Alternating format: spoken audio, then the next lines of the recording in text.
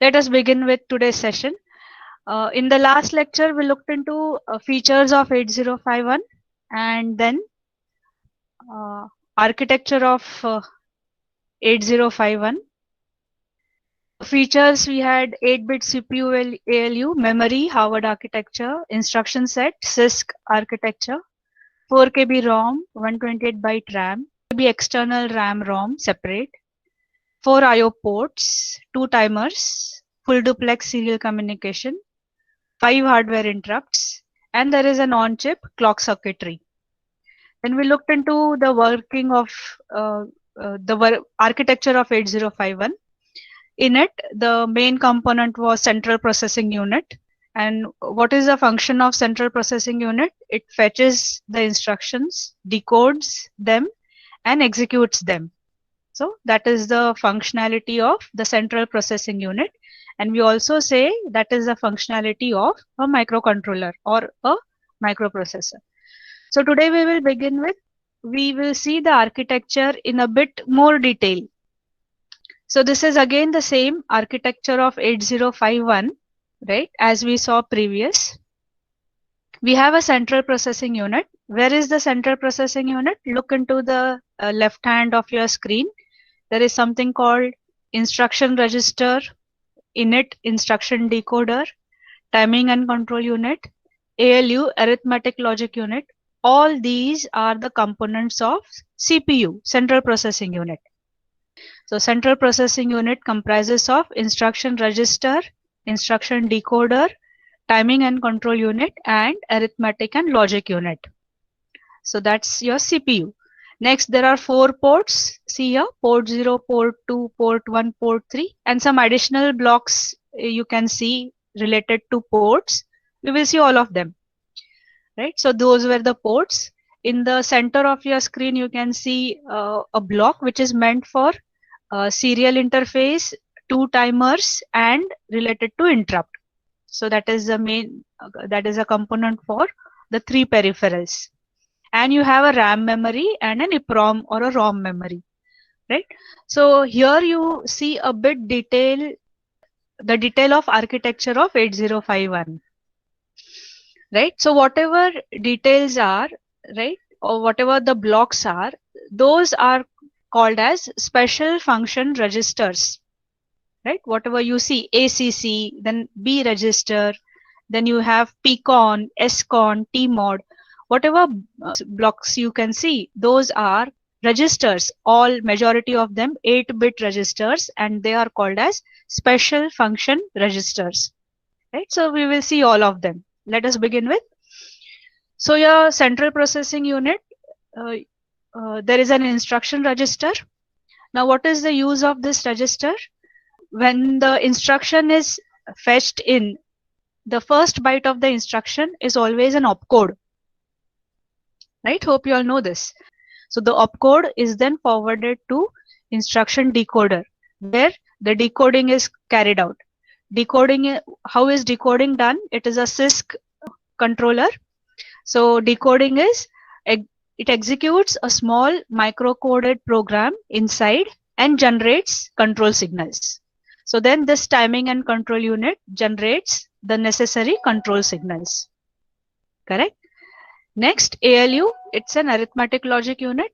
It does majority of arithmetic operations, logic operations on an 8-bit data. Correct? So that is your ALU. Since ALU is 8-bit, we say microcontroller is 8-bit. Now to this ALU, look at down, there is something called PSW, that is processor or program status word. PSW stands for program status word. This is like a flag register of 8051. Correct? Now do you all remember the flag register in 8086? Correct, sign flag. What is the size of the flag register? Flag register is of 8-bit, 16-bit in 8086? Correct, 16-bit. And what all flags it had?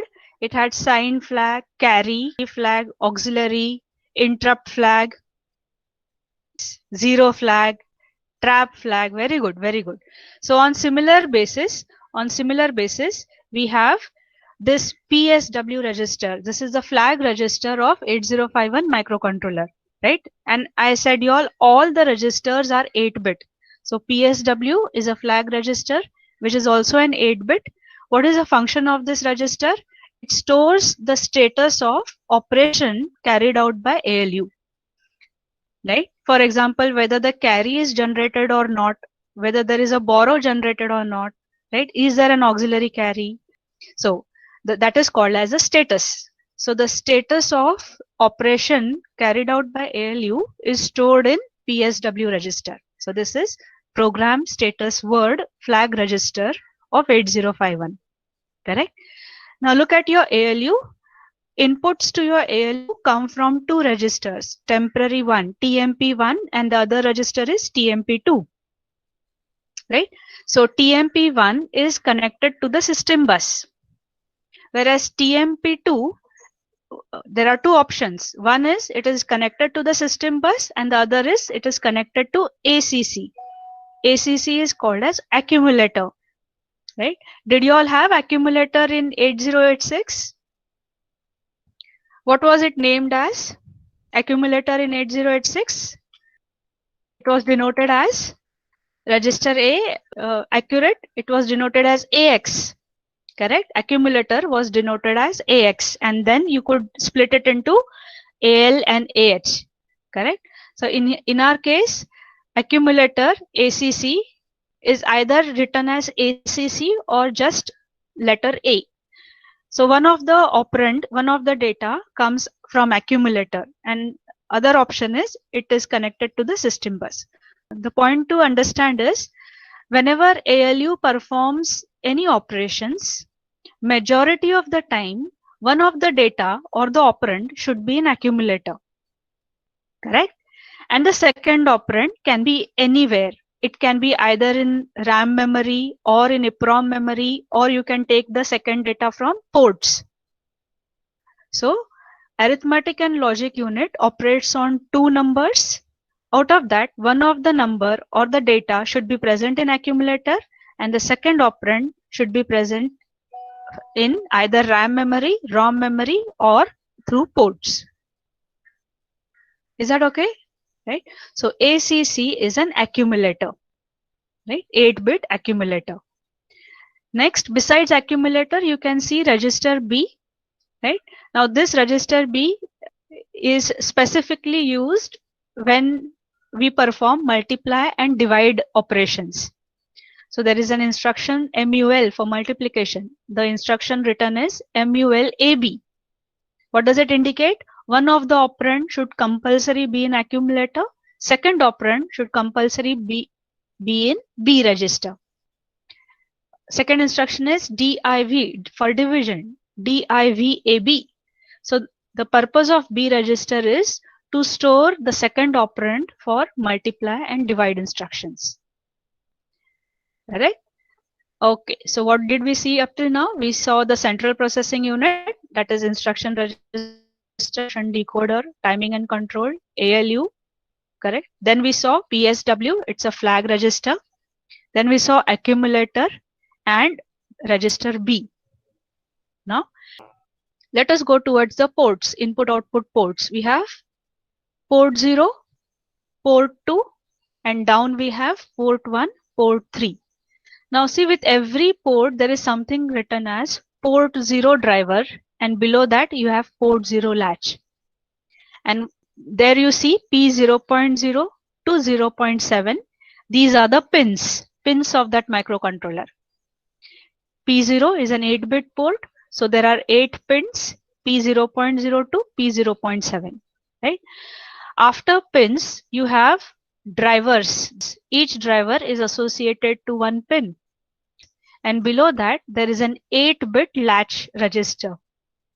So every port will have drivers, will have a driver circuitry, and will have 8-bit latch register inside. Look into port 1. There is port 1 drivers circuit, and there is an 8-bit port 1 latch. Similarly, port 3. Functioning of this driver circuit, it increases the current carrying capacity of that signal.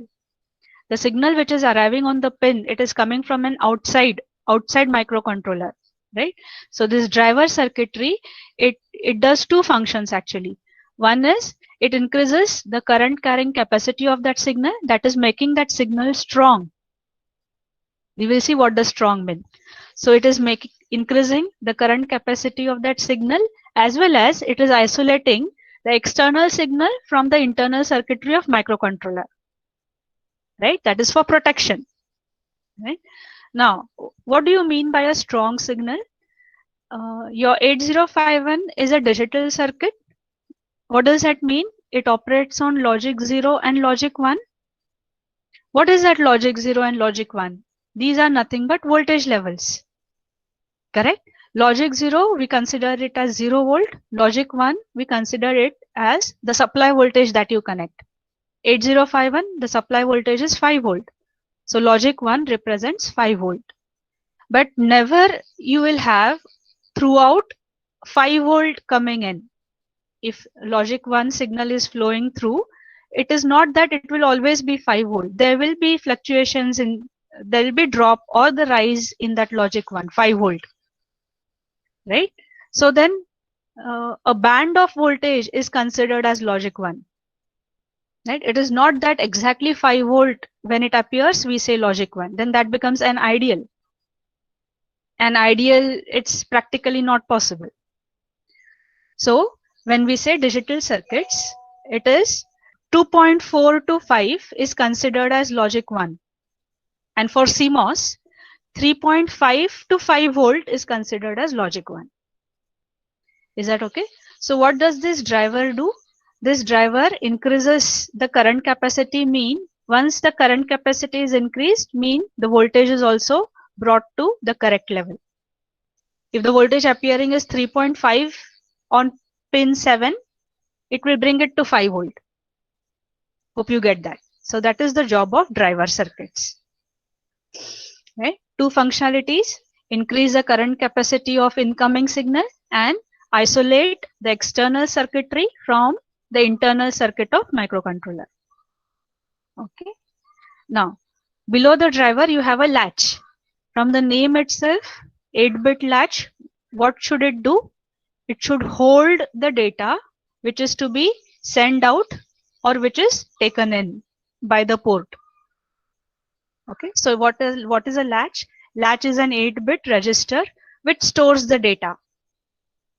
Which data? Either the data taken by the port or the data sent to the port. Correct? All these registers, right? These registers are nothing but sequential circuits. Correct? So can you all tell me what circuitry is there inside a register? Right? We have seen shift register. What is shift register made up of? Flip-flops. Correct. It is made up of flip-flops. But which flip-flops? We have so many of them. D flip-flop. Very good. And that is what I wanted. So all these are latch. What is a latch? It is an 8-bit register. Right? So what is it made up of? It is made up of D flip-flops. All these registers that you see here are made up of D flip-flop. And why D flip-flop? Why not JK? Why not SR? It is JK and SR change the data. Mean in case of JK, I can set the bit, I can clear the bit, I can toggle the bit. It means whatever data you send in might change. But what about the D flip-flop? Whatever data is at the input, it is just transmitted at the output. There are no manipulations done on it. So that is the reason all the registers are made up of D flip-flops. So when I say it is an 8-bit latch, what does that indicate? There are 8 D flip-flops inside this register. So every port is associated with a driver circuit and an 8-bit latch register. Latch register is for storing the data. Correct? Now, let us look into, that's your RAM memory. And besides RAM memory, what do you have? It's a RAM address register. Right? Now, what is a RAM? RAM is a read-write memory. Now, read-write memory, what is the size of that read-write memory? Just let me know, what is the size of read-write memory? It is 128 byte. Now, 128 byte 2 raised to how much is 128? 2 raised to 2 is 4. 2 raised to 3, 8. Right? So 2 raised to 5, 32.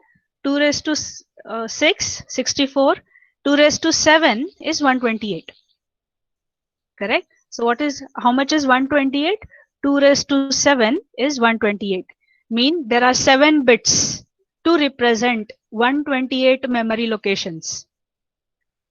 Are you getting me? So there are 7 bits to represent 128 locations. So when I write those 7 bits in binary, can you see here? The starting address will be 7 zeros, 0, 0, 0 and the 4 zeros. So these are the 7 zeros which will be the starting address of RAM memory, and 7 ones, 1, 1, 1, 1, 1, 1, 1. That's the end address of the RAM memory. It means 128 byte RAM memory. What is the starting address? You can see that rectangular box. So the starting address is 00 hex and the end address is 7F hex. Correct? So the RAM memory begins with 00, it's in hexadecimal, then 01, 02, 03, 09, 0A, 0B, 0C, 0F, 10 and so on. Where does it end at? It ends at 7F. Correct? So what is the job of this RAM address register? It holds the address of RAM memory. 8 bit, the last bit is kept 0. So what is the purpose of this RAM address register? It holds the address of RAM memory. And what is the address of RAM memory? It begins with 00 and ends at 7F. Is that okay? So that is your RAM address register. Similarly, look into that EPROM memory. The size of EPROM memory is 4000 bytes, 4 KB. Correct? 2 raised to how much is 4000? Right? 2 raised to 7, 128. Then comes 256, double of it. Then comes 512. 2 raised to 10 is 1K. 2 raised to 11, 2K. 12, 4K. So 2 raised to 12 is 4K. So 12 address, 12 bits in the address. Okay. So who will hold this address of program memory? It is a program address register. What purpose? Holds the address of EPROM memory. And what is the size of EPROM memory? 4 KB. 4000 memory locations. Is that okay? Correct.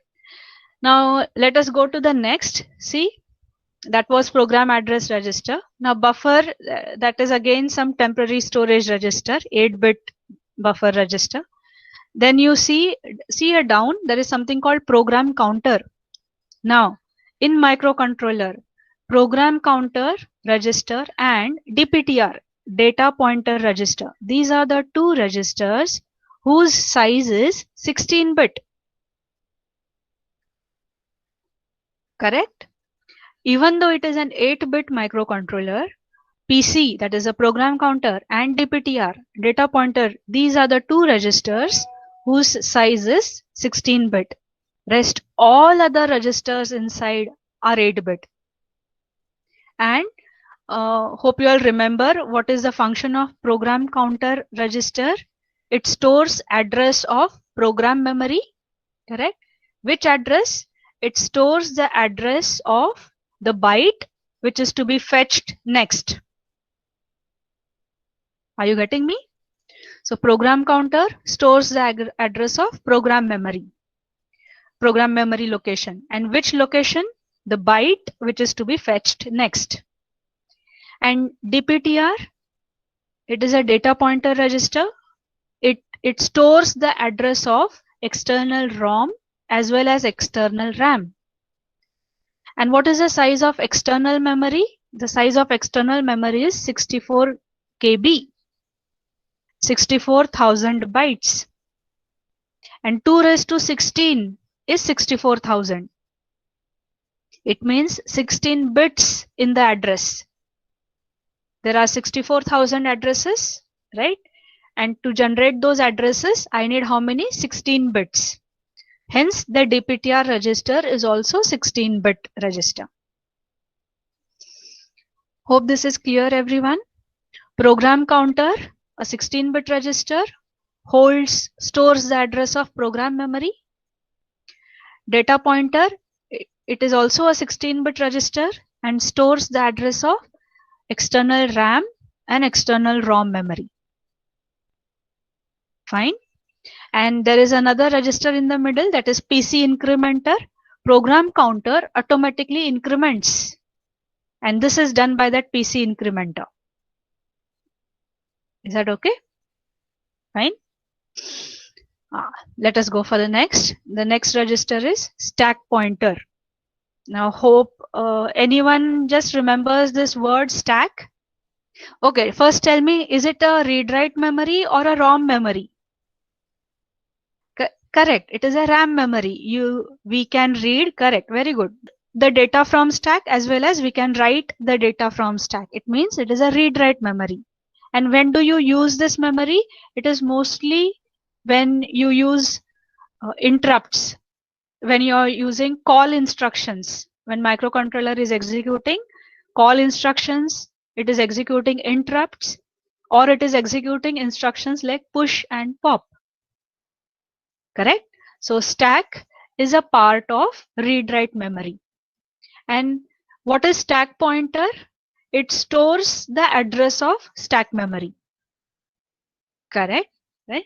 So that is SP. Now this is read-write memory. What is the size of read-write memory? 128 bytes. Is that okay, everyone?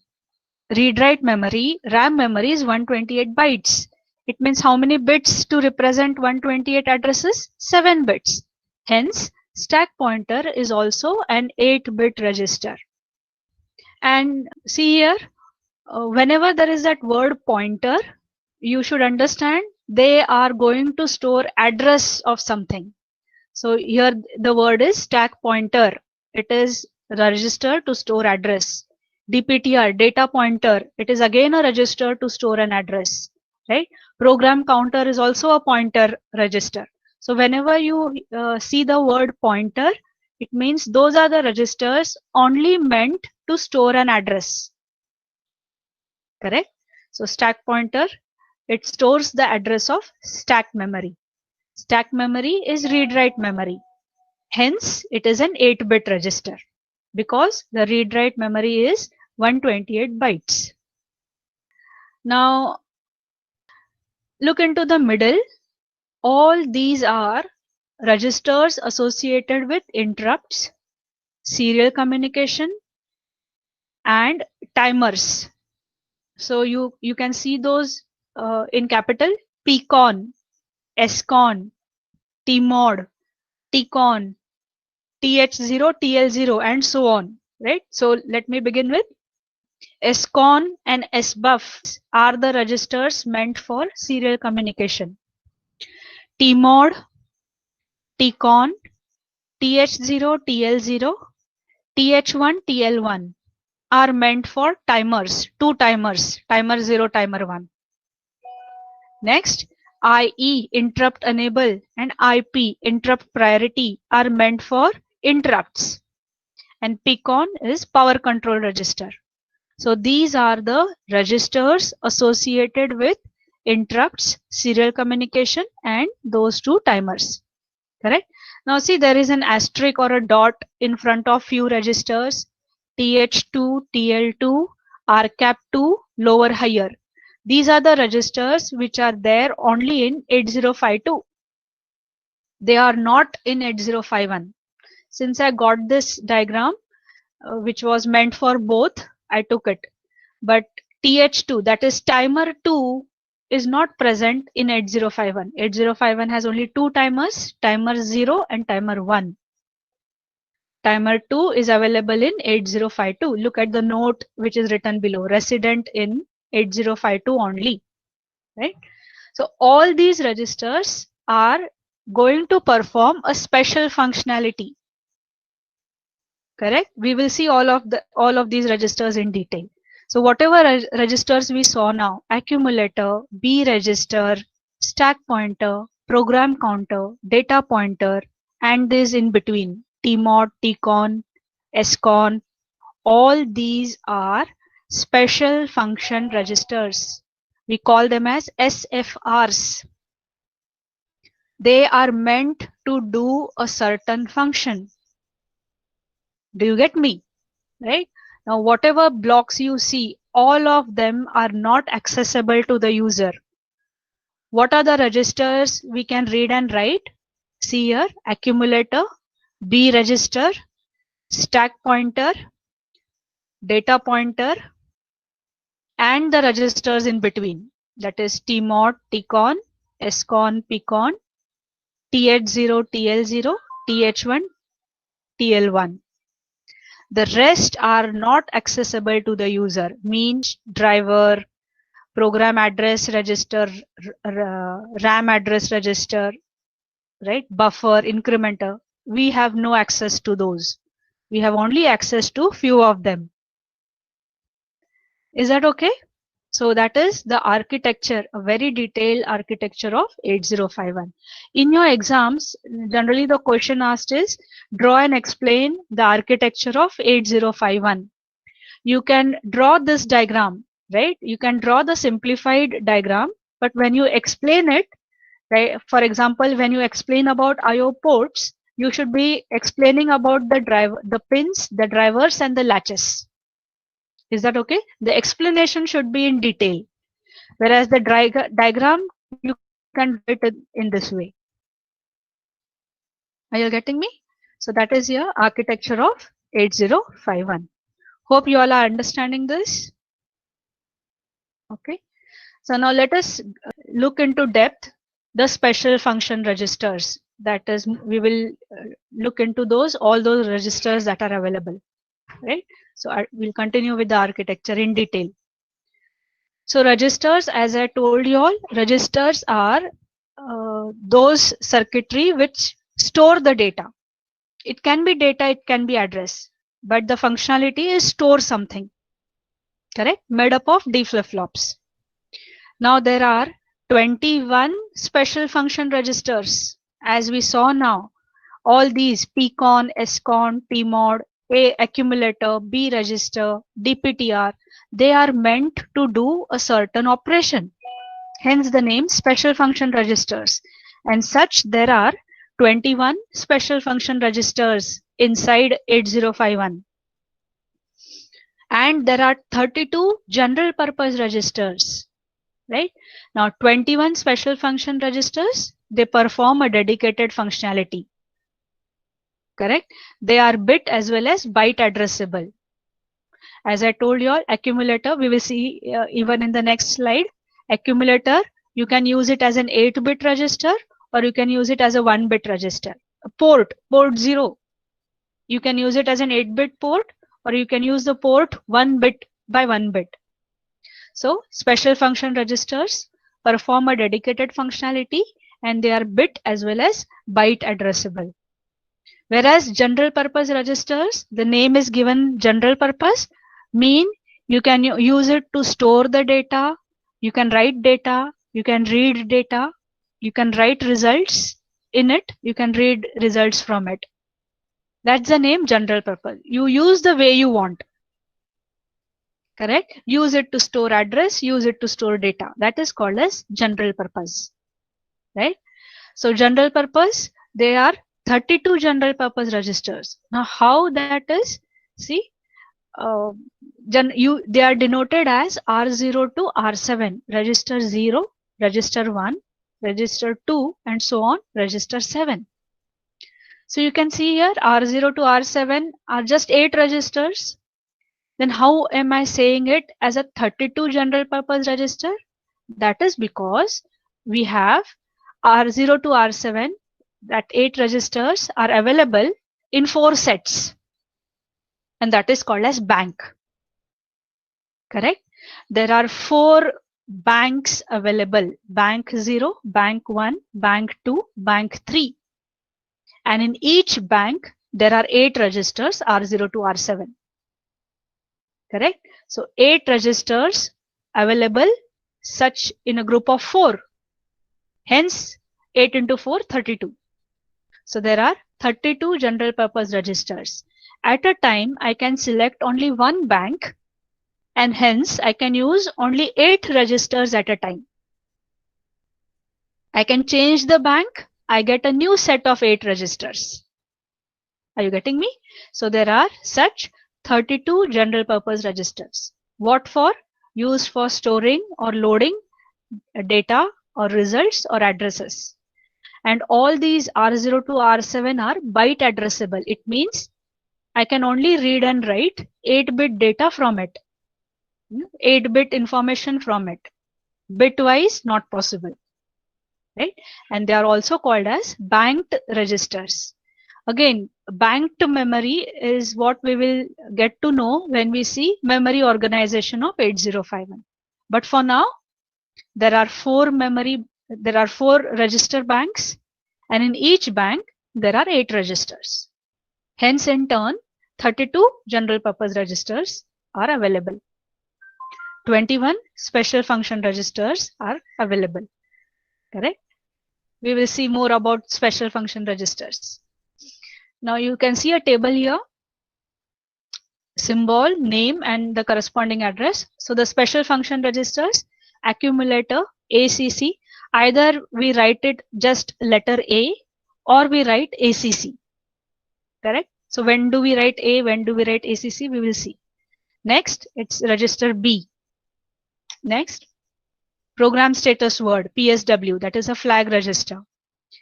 SP, stack pointer. DPTR, it's a 16-bit data pointer register. Now this register can be splitted into data pointer lower byte, data pointer higher byte, or you can use it as a 16-bit by writing DPTR. Correct? Next, PC, program counter, which is again a 16-bit register. P0, P1, P2, P3 are the ports. Correct? Now besides that, see, you can see each special function register has an address. Every register has an address. So accumulator, the address is E0. B register F0. Flag register D0. Stack pointer 81, data pointers 82, 83, and the ports 80, 90. So 8, 9, 10, 11 are the addresses of ports. In hex 80, 90, A0, B0. Right? And if you look here carefully, if the address begins with a number, you write the number as it is, 81, 82, 83. But if the address begins with an alphabet, 10 is written as A. A is an alphabet. A0, B0, E0. See, there is a digit 0 written. So in 8051 microcontrollers, if the address or the data begins with an alphabet, you write 0 prior to it. Writing zeros prior to it does not change the value, right? But then controller does not understand if you only write E0. It gives you an error, right? So you should be writing it as 0E0 hex, 0F0 hex. Whereas if there is a number, just write the number 81, 82 and so on. Correct? Now what does this indicate? I can use, when we write the instructions, we can use these registers by their name or by their address. Correct? So if I say I am saying increment accumulator, I can write INC A or I can write INC 0E0 hex. We can use the registers by their name or by their address, the way you want. Correct? Right? And see, you can see an asterisk in few of the registers. I have drawn that asterisk mark. Accumulator, B, PSW, P0, P1, P2, P3. That indicates these registers are byte addressable as well as bit addressable. Mean I can write and read 8-bit data as well as 1-bit data from all these registers. So ports you are already aware about.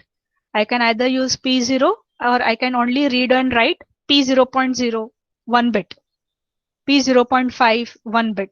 Similarly, accumulator, B, and flag register are also read and you can also read and write 1 bit from it.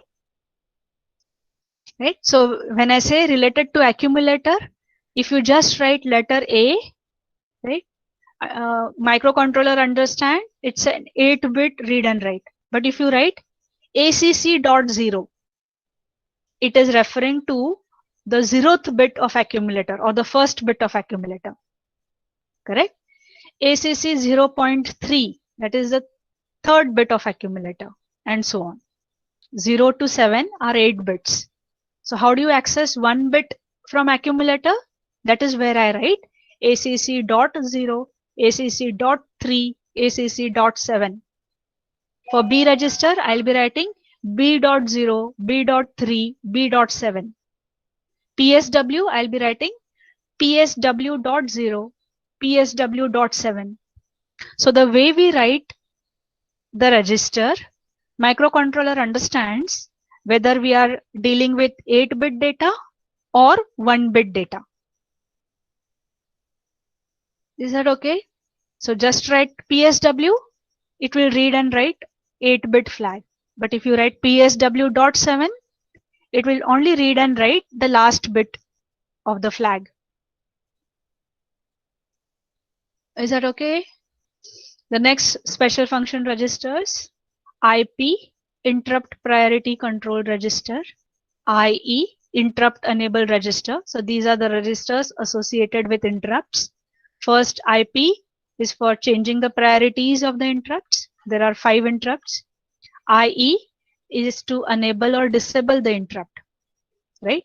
And as I said, all of them are 8-bit except program counter and DPTR. Correct? Next, the next 6 registers are for timer. TMOD, it's a timer mode control register. TCON, timer control register. TH0, higher timer 0 higher byte. TL0, timer 0 lower byte. Though there are 2 timers and they do counting operation, and the counting is of 16-bit. So that 16-bit is combining TH0, TL0, 8-bit, 8-bit makes it a 16-bit register. Correct? Next, TH1, timer 1 higher register, timer 1 lower register. So these are the registers to store the 16-bit counting. Right? So these 6 registers are associated with timers, those 2 timers, timer 0, timer 1. TMOD and TCON control both the timers, whereas TH0, TL0 count register for timer 0, TH1, TL1 count register for timer 1. Okay. Next, SCON is a serial control register, SBUF serial buffer register. So these are the 2 registers associated with serial communication. SCON is a control register, and SBUF, whatever data is to be transmitted and received, is stored in this SBUF register. Right? And PCON is power control register. We are going to see all these registers in detail, right? Just to take an overview of. And again, each register is associated with an 8-bit address. So look into IP register, the address is B88, interrupts. Timer registers 88, 89, 8A, 8B, 8C, 8D. Right? They are in sequence. 88, 89, 8A, 8B, 8C, 8D. Okay. Serial control 9899 and power control 87. So either you, in an instruction, you write its name or you write its address. And wherever there is an asterisk, it means it is bit accessible also. So IP, IE, TCON and SCON. Whereas the rest all, that is SBUF, PCON, TH0, TL0, always you can read and write 8-bit. Now that is all about your special function registers. Is that okay? And how many of them there are? There are 21 special function registers. So we will stop here today.